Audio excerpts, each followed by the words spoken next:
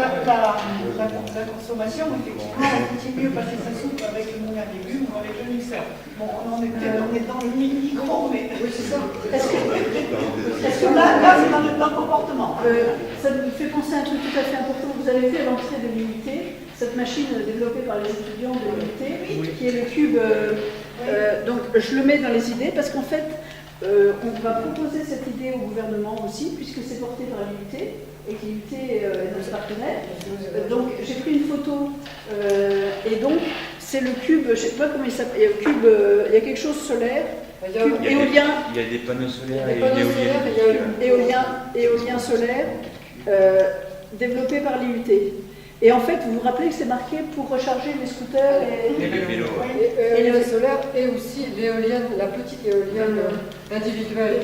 Marque ça parce que c'est très important. Ici, pour recharger, on fabrique. Ils ont tout les vélos et scooters, les vélos électriques bien sûr. Puis les vélos électriques et les scooters. Si on peut leur donner il y a un point qu'on n'a pas parlé, pas dans la production, et c'est un peu partout, qui est le vrai problème d'aujourd'hui, c'est le stockage. Voilà, mais je crois que Damien, on a évoqué l'histoire avec les... Au niveau de la consommation. C'est aussi la production. La production de la consommation. C'est surtout les productions d'hydrogène. Je pense que c'est bien de mettre entre guillemets stockage parce que... Question secondaire de stockage. Et quel est le rendement d'un système de stockage? Le stockage, ça dépend du stockage mécanique, ce qu'on fait avec les barrages. Qui va prendre D'énergie, je parle pas d'énergie. On ne peut pas stocker l'énergie. Aujourd'hui, c'est impossible. Si, mais avec quel terme? Par exemple, si on remonte de l'eau dans un barrage, on récupère de l'énergie qui partirait comme ça. Mais il y a un rendement qui est relativement faible. Il y a un rendement qui est faible. Aujourd'hui, physiquement parlant, mais ça reste un vrai débat. C'est quand même une solution qui est poussée de la recherche. Forcément. le seul moyen de Le stockage énergétique, ça va Parce que la problématique aujourd'hui dans tout ce qui est énergie, c'est que le courant électrique, c'est un fil qui va mettre des électrons. Sinon, on a quoi? On a le méthane, c'est un gaz, donc il faut le confier dans une bouteille. On a le méthanol, c'est un élément liquide issu du méthane. Non, mais là, on a des énergies directement conditionnées. On est pas le méthanol, on peut produire de C'est le principe de l'autoconduite. Pourquoi est-ce qu'on utilise du pétrole? C'est génial, c'est magnifique. À 25 degrés, c'est liquide, ça s'enflamme pas à l'air, c'est assez stable. Je veux dire, c'est l'énergie magique. C'est comment on l'utilise et qu'est-ce qu'on en fait. Et si c'est dangereux. Non, mais le stockage, ça peut être promoté, qui remonte régulièrement, c'est la pierre, on se fait envoyer dessus. C'est l'énergie potentielle, par exemple, est une vraie notion de stockage qu'on n'exploite pas assez. On pourrait l'exploiter dans les bâtiments, etc., pour les surcharges d'électricité, avec des ascenseurs aussi. On pourrait faire des ascenseurs qui utilisent l'énergie du descendant pour limiter ses consommations. C'est pas là, c'est pas du stockage, c'est plutôt l'exploitation. Le stockage, moi je connais l'énergie potentielle qu'on n'utilise pas assez, c'est très important. Là, on est dans la production. Mais ça reste plus ou moins la production. Le problème, c'est que c'est des déplacements de production. On utilise de l'énergie pour en faire quelque chose d'utilisable. J'en parle de monter les barrages. C'est pour ça que c'est à cheval sur tous les domaines. C'est un vrai problème aujourd'hui. Si on sait stocker l'énergie, on n'aurait plus de problème d'énergie. L'idéal, ce que veut faire EDF à l'époque, ce qu'il voulait faire, et ce qu'il aimerait faire, c'est de fabriquer des grosses piles pour plus avoir de lignes haute tension dans lesquelles ils perdent 60%. La solution pour eux, c'est de faire l'hydrogène. Gaspillage. Aujourd'hui, c'est de faire l'hydrogène. Ça peut être ou alors faire du méthane. Le danger de l'hydrogène, c'est son instabilité. C'est quand même assez difficile à maîtriser. Voilà. Mais bon, on peut transformer l'hydrogène en méthane. Donc on peut aussi jouer sur la chimie propre du matériau pour le transformer. Et puis, on a... C'est des vrais sujets là qu'on doit demander dans le débat, c'est qu'il y ait plus de recherche sur cette notion de... Voilà, justement, mais c'est la technologie et c'est ce qui peut faire avancer la France pour demain. C'est justement travailler à tous ces sujets-là qui ont des solutions. On connaît plein de solutions. Le problème, c'est qu'on ne sait pas la stocker, on ne sait pas la fabriquer. Il faut aussi le vouloir. Il faut aussi le vouloir. Il y a des questions de volonté aussi. Il faut faire les choix de se dire, est-ce qu'on veut être précurseur dans l'avenir, ou est-ce qu'on se cantonne à ce qu'on connaît aujourd'hui, et on se bloque, on utilise ce qu'on connaît, puis quand on sera au pied du mur, on va peut-être qu'on va réagir. La guerre de Troie n'aura pas lieu, Giraudoux, c'était pour la guerre. Hein. Donc là, est-ce que vous avez d'autres idées pour la production d'énergie? Tu sais, si on arrive déjà à mettre Alors, on n'a pas abordé un autre aspect de production énergétique, c'est le réformage. Transformer de l'eau en hydrogène. Tout simplement par le solaire. Alors, parce qu'il y a le solaire thermique qu'on connaît, hein, comme il y a une installation dans le sud de la France qui est sur le point d'être démantelée, qui est en mesure de pouvoir produire de l'énergie électrique grâce au... L'installation des Pyrénées argentines, c'est Voilà, c'est ça. Ah, On va la démonter.